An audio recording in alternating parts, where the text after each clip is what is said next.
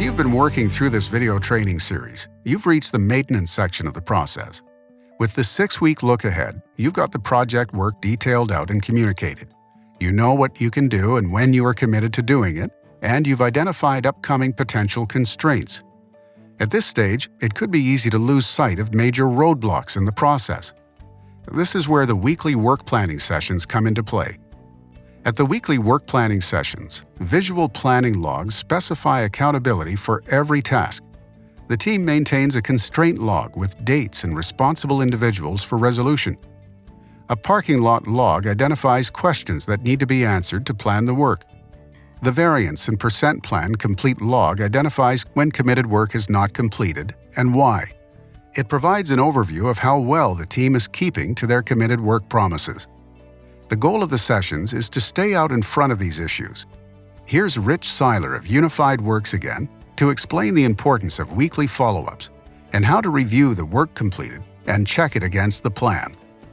So following the 6-week look ahead, once you have populated 6 weeks worth of work and planned 6 weeks worth of work, you start to focus on 1 week at a time, updating the following 5 weeks as necessary based on the work that wasn't completed perhaps in the week 1.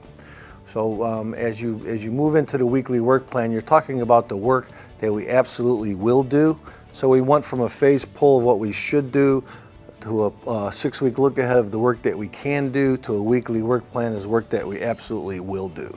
So now we ask the team to actually get up and start to mark off the work that they did complete, that they planned, and also to identify the work that they have not completed.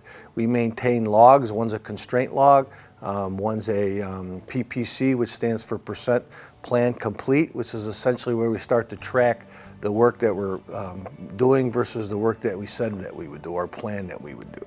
And then we talk about very strongly, we talk about why we didn't finish that work and what can we do in the future to make sure that it doesn't happen again. So once we've identified and sort of did an analysis of what happened last week or what didn't happen last week, we basically strip that board, move all the 5-week boards, put a blank board on the end, and we replan through those 6 weeks worth of work. When we get all that work replanned and we talk about the constraints that might hold us up, we bring each trade up one at a time, which I refer to as around the horn, and every trade gets a chance to talk about their work and where they're working, and we use times to root that conversation, so we want them to pay attention to their resources: tools, information, material, manpower, equipment, safety, and space. If they pay attention to that, they'll have everything they need to complete their work, or they'll at least have identified those things that might hold them up, and perhaps we can develop a countermeasure to clear those things.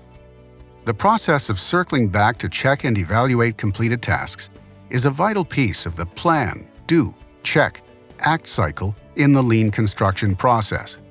It's important to realize the accuracy of your planning efforts. With consistent reevaluation of the work, we can properly assess if the overall objectives of eliminating waste and adding value are being met.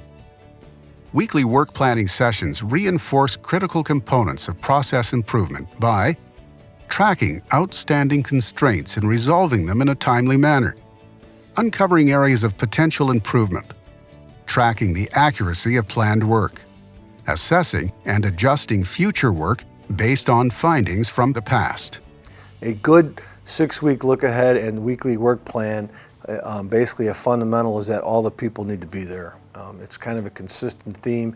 These sessions don't function well if you don't have all the players. Once you have everybody there, they have to be committed to participating. Everybody needs to jump into this. It's really kind of an all-in type of situation. If you have some people that aren't playing or aren't committed, or you have project leaders that are acting in the old-fashioned command and control way, you have a tendency to kind of revert back to the old way of doing things. Some of the things that we need to be aware of when we do our weekly work planning is that everybody gets a chance to speak up, that it's a sort of a safe zone for everybody to bring out any negatives or any potential pitfalls that they should feel comfortable with, and we'll talk about those things. We also need to make sure we watch our time frames, that we keep these meetings succinct and standardized and quick. We see things differently. If you'd like more information about the Last Planner system, contact us at 224-325-9130.